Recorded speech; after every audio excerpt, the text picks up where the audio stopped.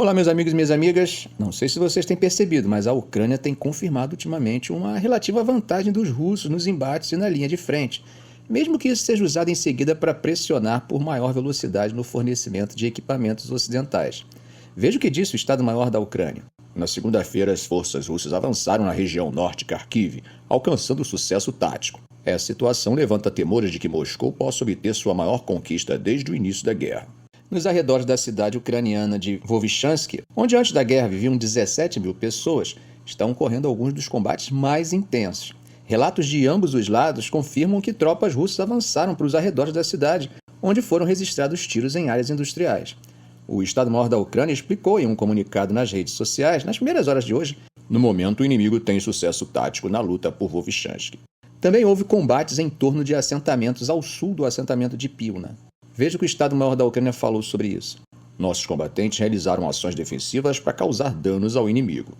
Kiev anunciou hoje, segunda-feira, a substituição do comandante que supervisionava a linha de frente nordeste de Kharkiv, numa tentativa de mudar o rumo da batalha. Eles não deram nenhuma justificativa mais clara sobre isso. Segundo o grupo ucraniano de análise de código aberto, Deep State, a Rússia tomou 3 vilarejos na região de Kharkiv no domingo. Na segunda-feira, as tropas russas estavam avançando perto de Liptsi, outra pequena cidade ainda mais próxima de Kharkiv do que Vovchansk. O governador de Kharkiv, Oleksiy Nerubov, explicou na TV local que o inimigo está tentando deliberadamente estender a linha de frente, atacando em pequenos grupos, mas em novas direções. Ele falou que as forças ucranianas estavam conseguindo conter as tropas russas, mas alertou sobre a ameaça real de que os combates pudessem se espalhar para novos assentamentos. Bom, analisando o cruzamento das informações, até agora, o que parece, ambos os lados sugeriam que a Rússia ainda não conseguiu uma grande conquista que permita a Moscou avançar em direção a Kharkiv, que, como sabemos, é a segunda maior cidade da Ucrânia. Os vilarejos tomados pela Rússia desde sexta-feira estão em uma área que os oficiais ucranianos chamam de Zona Cinzenta, entre a fronteira russa e a principal linha defensiva da Ucrânia. Veja o que escreveu o influente blogueiro militar russo Rybar na segunda-feira. Não foram registrados avanços em larga escala nas defesas do inimigo.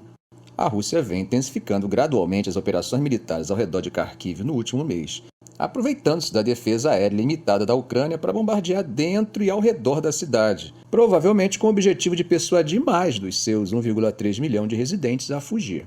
Na última sexta-feira, logo pela manhã, Moscou iniciou uma nova ofensiva não anunciada e rapidamente tomou quase uma dúzia de vilarejos e assentamentos, marcando o fim de um impasse prolongado na região de Kharkiv. As forças russas avançaram, levando a uma rara crítica pública entre os militares ucranianos, sinalizando fissuras no moral das tropas.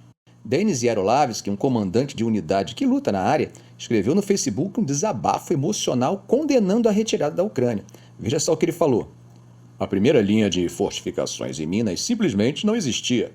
O inimigo entrou livremente na Zona Cinzenta, cruzando a linha de fronteira que, em princípio, não deveria ser cinzenta. Chegamos à conclusão de que isso é ou um roubo insano ou sabotagem deliberada. Eu digo isso porque podemos morrer e ninguém ouvirá a verdade. Então, para que serve tudo isso? O clamor público levou a uma resposta do Ministério da Defesa da Ucrânia. Oleksandr Yakovets, um alto oficial militar, rejeitou as críticas sobre a alegada falta de fortificações ucranianas, chamando-as de desinformação absurda, que desvaloriza os esforços dos engenheiros do exército. Yakovets explicou à televisão ucraniana que as fortificações mais bem equipadas do país estavam localizadas mais longe das linhas de frente, ao longo de uma linha defensiva preparada. Como sabemos, a Ucrânia está enfrentando escassez crônica de mão de obra e armas devido a atrasos no financiamento ocidental. Com a guerra se aproximando do 28º mês, as tropas ucranianas estão exaustas, o que levou os legisladores na semana passada a aprovar um projeto de lei controverso que permite a Kiev mobilizar condenados. Uma tática que era criticada e já era utilizada pela Rússia. Os especialistas militares geralmente concordam que o número de forças russas enviadas para a ofensiva em Kharkiv não é suficiente para capturar a cidade. Em vez disso, os ataques poderiam forçar a Ucrânia a mover reservas para a região, afastando-as de posições defensivas em outras partes da linha de frente. Além disso, as forças russas estão tentando capturar a estrategicamente importante cidade oriental de Chasiv-Yar. A captura dessa cidade permitiria a Moscou atacar as principais cidades controladas pela Ucrânia na região de Donetsk, que são Kramatorsk, Sloviansk, Druskivka e Kostiantynivka. A ofensiva de Moscou em Kharkiv ocorre exatamente no momento em que Vladimir Putin removeu seu aliado de longa data, uma coisa que passou meio despercebida, mas que foi a mudança mais importante do comando militar desde a invasão. Em uma nomeação surpresa, o Kremlin anunciou na noite de domingo que Shoigu seria substituído por Andrei Beluzov, um ex-vice-primeiro-ministro especializado em economia. Essa mudança destacou o objetivo do Kremlin de aumentar ainda mais sua economia de guerra, permitindo que Moscou continue a travar uma guerra prolongada. Os russos podem estar tentando minimizar a capacidade da Ucrânia de atacar a região de Belgorod, que fica logo além da fronteira. A cidade de Belgorod, capital da região, está a pouco mais de meia hora de carro da fronteira com a Ucrânia, o que acaba tornando um ponto vital nas linhas de abastecimento russas.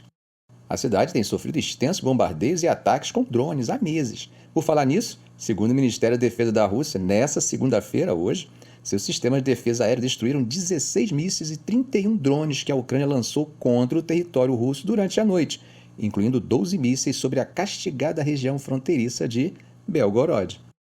O governador Ivan Vyacheslav Gladkov escreveu no aplicativo de mensagens Telegram que 5 casas foram danificadas em Belgorod, mas, segundo informações preliminares, não houve feridos. No domingo, 15 pessoas foram mortas em Belgorod quando uma parte de um bloco de apartamentos desabou após ser atingida por fragmentos de um míssil da era soviética, lançado pela Ucrânia e abatido pelas forças russas. Isso segundo a Rússia, tá? Conforme o Ministério da Defesa da Rússia explicou na segunda-feira, os 12 mísseis guiados foram lançados de um lançador de foguetes múltiplos Vilka ucraniano. O Ministério também disse que 4 mísseis guiados Storm Shadow e 7 drones foram abatidos sobre a Crimeia. 8 drones foram destruídos sobre a região de Kursk e 4 foram interceptados sobre a região de Lipetsk. Igor Artamonov, governador da região de Kursk, no sul da Rússia, escreveu no Telegram que um drone provocou um incêndio de curta duração em uma subestação elétrica na região. Não há vítimas. O incêndio no território da subestação elétrica está sendo extinto. Não houve comentários imediatos da Ucrânia. Como nós sabemos, Kiev diz que alvejar a infraestrutura militar de transporte e de energia da Rússia enfraquece o esforço de guerra de Moscou e é uma resposta aos inúmeros ataques russos.